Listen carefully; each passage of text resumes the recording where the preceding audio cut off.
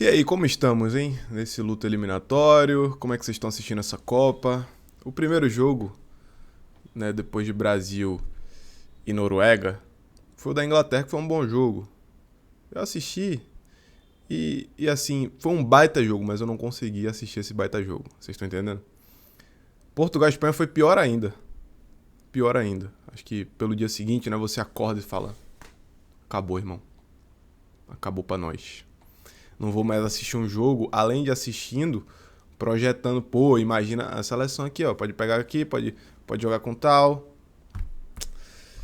É, o baque é grande. O baque é grande da maior vergonha do Brasil em Copas desde 90, eliminado nas oitavas de final. Ui!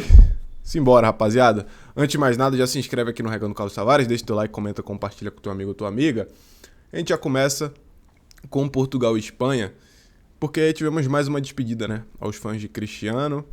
A mim, que tava torcendo pra Portugal, quando o Brasil saiu, eu falei, pô, vou de Portugal. Se Messi ganhou outra Copa, acho que seria massa Cristiano ganhar essa também. Eu que nessa disputa sempre fui muito Messi, mas com o passar do tempo, velho, eu venho tranquilamente conseguindo admirar e torcer, assim, pelos dois. Evidentemente que não Messi com a camisa da Argentina. Ele tem esse problema pra mim, né? Pra mim é um problema. Então, acaba que me distancia porque o cara hoje joga na MLS, né? E na seleção argentina. Então, não é o futebol do mais alto nível e nem uma seleção que eu simpatizo, pelo contrário. Já Portugal, com o Cristiano já é um jogador que eu fui muito rival por muito tempo. Mas nunca consegui ter esse sentimento tão aflorado, sabe? Eu ficava, porra, pé da vida às vezes quando ele metia os hat-trick de Champions e tal. Mas não conseguia, velho, entrar numa disputa, assim, numa discussão. Quem me conhece, o famoso quem me conhece sabe. Acho que se meus amigos estiverem assistindo aqui, eu pedi pra deixarem nos comentários alguma discussão que a gente teve com relação a isso. Acho que eu nunca entrei. Eu meio que falava por cima, comentava, né, sobre o jogo. Eu talvez demonstrasse alguma chateação, mas nada além. Sendo que dessa vez estava torcendo. Tava torcendo pra Cristiano ser campeão, acho que seria muito legal, né, termos tanto Messi quanto Cristiano campeões da Copa do Mundo. Acabou que não deu. E muito por mérito da Espanha e demérito de Portugal. A seleção portuguesa que se assemelha, tá, com a seleção brasileira. O cenário é muito parecido. Individualmente, jogadores que vão muito bem nos seus clubes. O meio de campo de Portugal, né, muita gente tá com medo de falar agora que é o melhor da Copa. É o melhor da Copa, irmão. Só que na seleção portuguesa não dá certo. Mas individualmente, é o melhor da Copa.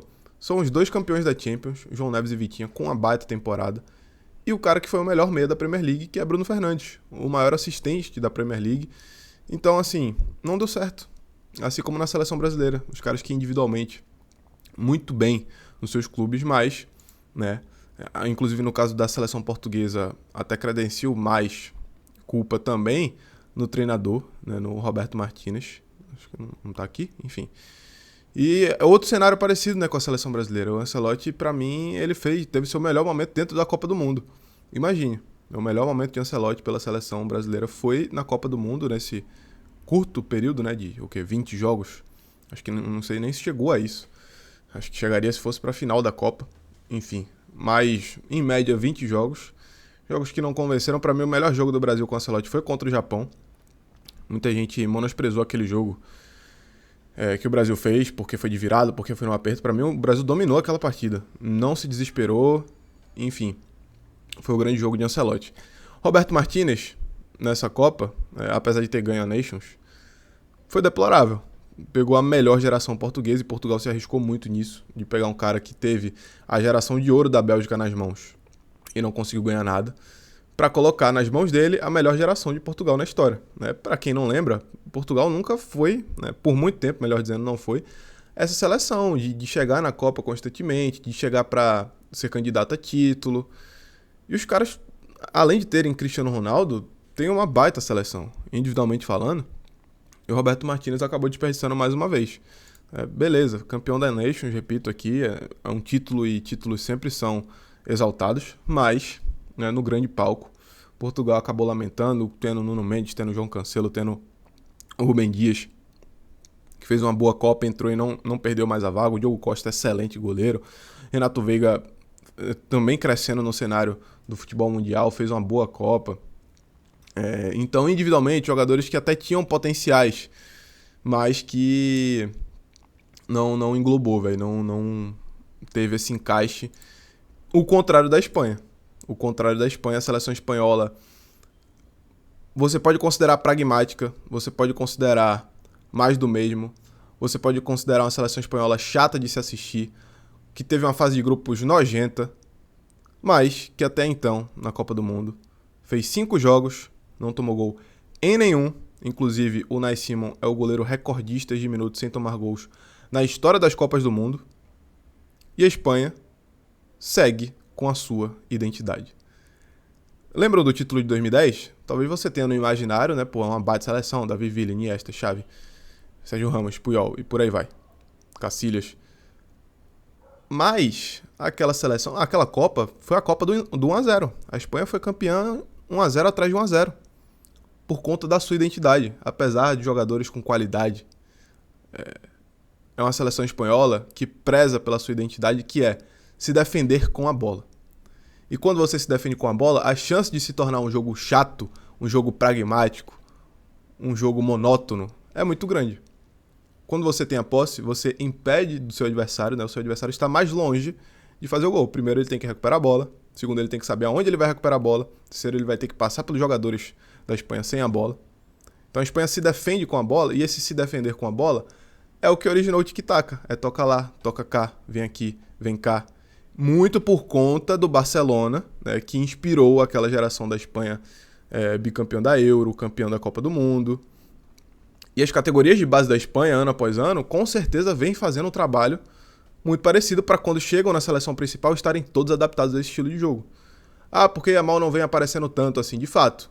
Né? Vem devendo, fisicamente não está 100%, vem devendo nessa individualidade. Mas talvez dentro da Espanha seja um cara que fique mais preso dentro desse pragmatismo. E evidentemente que em alguns momentos ele tem que aparecer sendo o Yamal que a gente conhece. Mas aí entra a questão física dessa Copa. Né? E isso até ajuda ele. Esse estilo de jogo ajuda o momento físico dele. Ele não está 100%, mas dentro desse estilo de jogo ele consegue se adaptar bem, não sendo uma estrela destoante como é no Barcelona, pelo menos até então. Né? Vamos ver, tem Copa ainda, tem quartas, tem talvez semi-final para o Yamal aparecer, e vai que aparece, não dá para duvidar de um jogador desse. Mas a Espanha segue com sua identidade.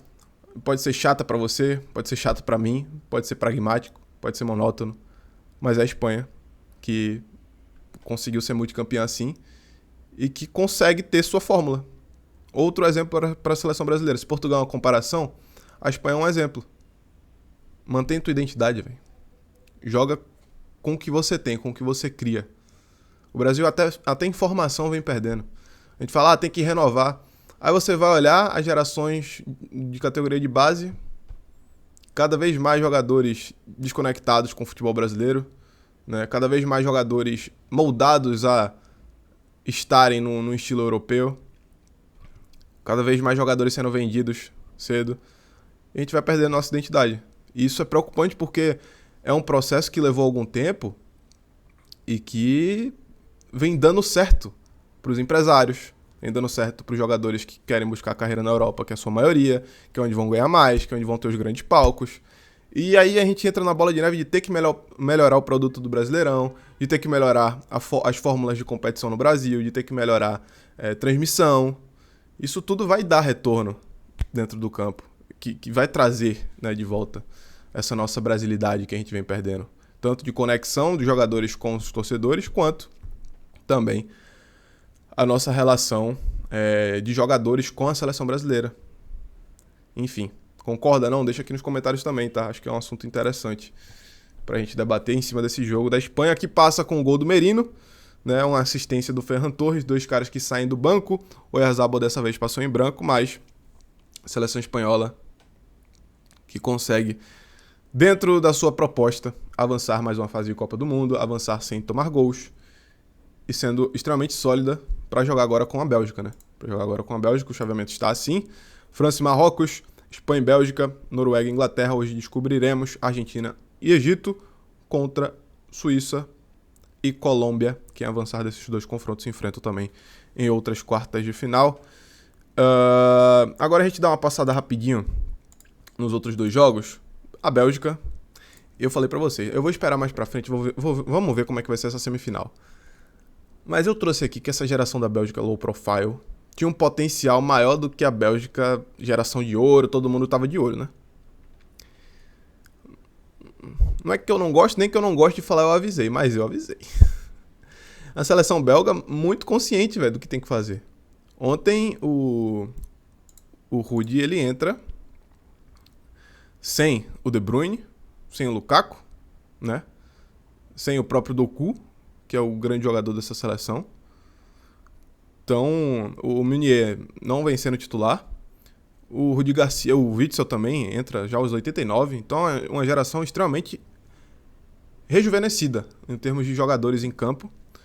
É uma seleção com uma geração moldada. O De Ketelaere, muito bom jogador.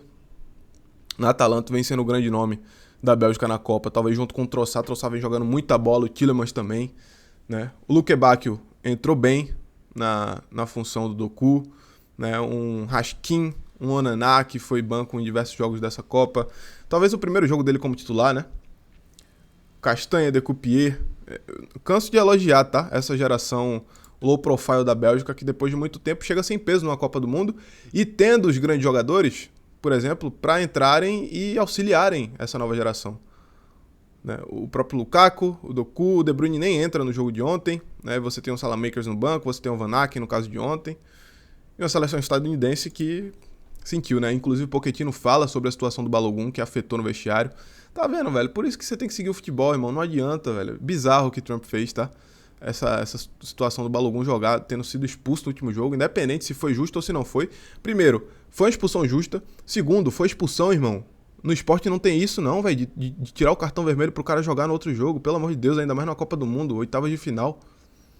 Isso atrapalhou, o Pochettino admite que isso atrapalhou o vestiário, né, internamente dos Estados Unidos na preparação para esse jogo. E tome um 4-1 da geração belga, que venceu pelo futebol, tá? Venceu pelo futebol, porque esse caso do Balogun é bem chato. É bem chato. Inclusive atrapalhou o próprio Estados Unidos. O Tillman faz mais um gol, né, de falta, empata a partida naquele momento, mas logo depois o De Ketelaere acaba fazendo mais um, amplia o marcador, o Van Aken, e o Lukaku fecha aos 93, a Bélgica que passa com autoridade encara agora a Espanha num baita jogo, né? Um baita jogo de pragmatismo contra um low profile. E a Bélgica ganhou muita casca na classificação contra o Senegal e vai chegando, tá? E a gente fala tanto da geração belga, que não sei o que lá, a Bélgica tá melhor do que o Brasil em Copas aí. Passando do Brasil, inclusive, em 18. Meus amigos. Pois é, tá na hora de olhar pro nosso, viu?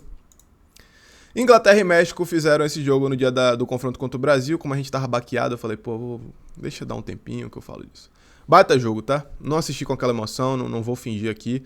Mas um excelente jogo. Um Bellingham absurdo, um Harry Kane mais uma vez decisivo, já tem 14 gols em Copas, um México muito guerreiro, um jogo de muito duelo das duas seleções, um México que não desistiu em nenhum momento, foi atrás a todo instante, né? Uma Inglaterra que ficou com um a menos quando o Quansah foi expulso com 54 minutos, um México que tentou de todas as formas, trocou mais passes, teve mais posses, teve mais chutes, mas a Inglaterra foi efetiva, jogando na altitude, conseguiu o resultado, né? E quando você tem esse cenário adverso, acho que é justificável, foi no pulmão, foi na vontade, e acho que esse é uma boa demonstração da seleção inglesa, uma boa demonstração, conseguindo se adaptar ao estilo de jogo, como a França fez contra o Paraguai.